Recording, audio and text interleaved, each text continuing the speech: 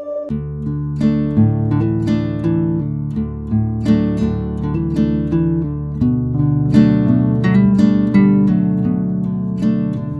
You? कैसे हैं आप सब? इस पार्ट में एक बहुत ही इम्पोर्टेंट टॉपिक पे चर्चा करेंगे जिसका नाम है चिपको आंदोलन। चिपको आंदोलन की अगर हम बात करते हैं तो चिपको आंदोलन से स्पष्ट होता है कि इसमें चिपकना, चिपको जो शब्द है ये बहुत ही प्रभावी है। तो चलिए शुरू करते हैं। चिपको आंदोलन की अगर हम बात करें तो यह उत्तराखंड के टेहरी गढ़वाल पर्वतीय जिले से जो है इसकी शुरुआत होती है, जो कि सुंदरलाल बहुगुणा के नेतृत्व में 1972 ईस्वी में ये शुरुआत हुई। अगर आमतौर पर अगर हम बात करें तो उस समय ये जिला उत्तर प्रदेश में पड़ता था, क्योंकि उस समय उत्तराखंड का विभाजन नहीं हुआ था, उत्तराखंड राज्य नहीं बना था। 1 नवंबर 2000 ईस्वी को मध्य प्रदेश से छत्तीसगढ़ राज्य का गठन हुआ। उसके साथ साथ 9 नवंबर 2000 ईस्वी को उत्तर प्रदेश से उत्तराखंड का जो है गठन हुआ, उत्तराखंड राज्य बना, जिसको पहला नाम जो है उत्तरांचल था। और 11 नवंबर 2000 ईस्वी को बिहार से झारखंड अलग हुआ। ये 3 राज्य 2000 ईस्वी में अलग हुए, जिसमें 1 नवंबर को मध्य प्रदेश से छत्तीसगढ़, 9 नवंबर को उत्तर प्रदेश से उत्तराखंड, जिसको उत्तरांचल भी पहले कहा जाता था, और 11 नवंबर 2000 ईस्वी को बिहार से झारखंड जो है अलग एक राज्य बना। ये तीनों राज्यों का गठन 2000 ईस्वी में हुआ। तो उस समय जो है ये जिला जो था टेहरी गढ़वाल जिला, ये उत्तर प्रदेश में था। उत्तर प्रदेश का अब उत्तराखंड में पड़ता है। तो उस समय जो है वहाँ पे ये आंदोलन की शुरुआत हुई, जो कि सुंदरलाल बहुगुणा के नेतृत्व में ये आंदोलन चला। अब आते हैं कि ये आंदोलन आखिर शुरुआत क्यों हुआ और इसका उद्देश्य क्या था। सबसे पहले आंदोलन की हम अगर बात करते हैं तो हमें पता चलता है कि वहाँ के जो स्थानीय लोग थे, जो आदिवासी लोग थे, जंगल में रहते थे, उनका हमेशा ये मानना रहता है कि जो जल है, जंगल है और ज़मीन, ये हमारा है, क्योंकि हमारे पूर्वज बहुत वर्षों से इस पे रहते आ रहे हैं, यही हमारा आवास है। ऐसी स्थिति में कुछ लकड़ियों से अपना कृषि का सामग्री बनाने के लिए उन्होंने सरकार से अंगू के पेड़ काटने की अनुमति मांगी, लेकिन सरकार द्वारा उनको अंगू के पेड़ काटने की अनुमति नहीं दी गई। अन्यथा इसके साथ साथ उस पेड़ों पे जो है जो खेल के सामग्री बनाने के लिए किसी दूसरे ठेकेदारों को आवंटित दे दिया गया कि आप पेड़ को उस क्षेत्र में जाकर काट सकते हैं।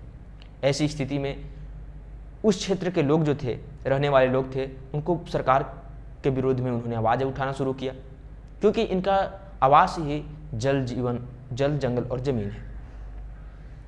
तो ऐसी स्थिति में उन्होंने अपने पेड़ों के काटे जाने पे, जो अंगू के पेड़ काटे जाने लगे खेल की सामग्री बनाने के लिए, तो ऐसी स्थिति में इन्होंने विरोध करना शुरू किया।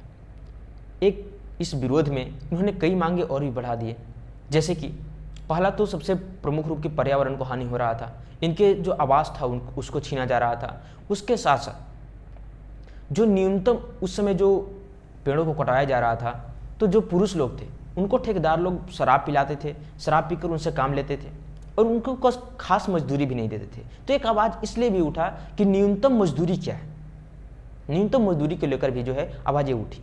उसके साथ साथ स्त्रियां इसमें प्रमुख रूप से हिस्सा इसलिए ली क्योंकि उस समय पुरुषों को शराब पिलाकर उनसे काम करा लिया जाता था, उनको कोई खास मजदूरी नहीं दी जाती थी, जिससे 2 तरह के प्रभाव पड़ते थे।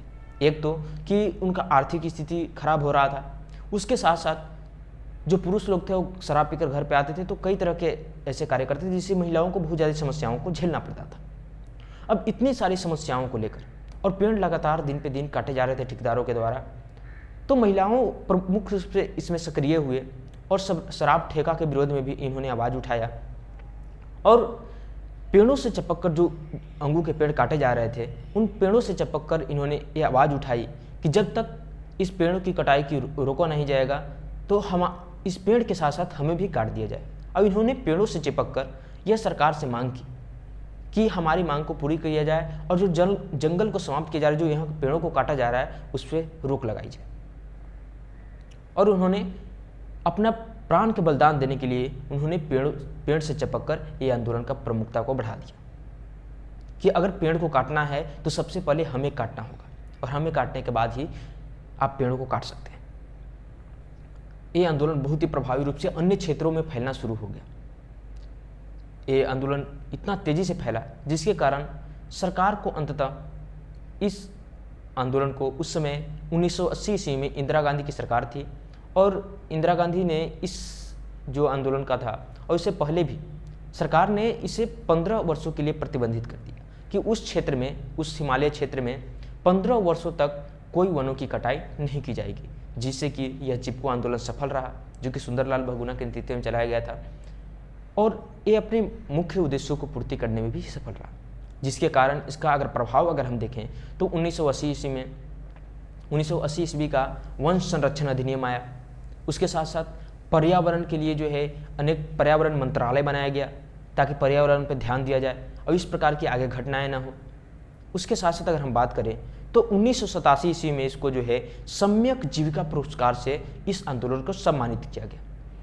इस प्रकार से हम देखते हैं कि चिपको आंदोलन एक पर्यावरण के लिए पर्यावरणीय आंदोलन के रूप में एक महत्वपूर्ण भूमिका निभाई, जिसमें वहाँ के स्थानीय महिलाओं ने अपना महत्वपूर्ण योगदान दिया और इसमें कई तरह के पेड़ों के साथ साथ अन्य कई तरह के मांगों को रखा गया जो कि उनके जीवन को प्रभावित करता था।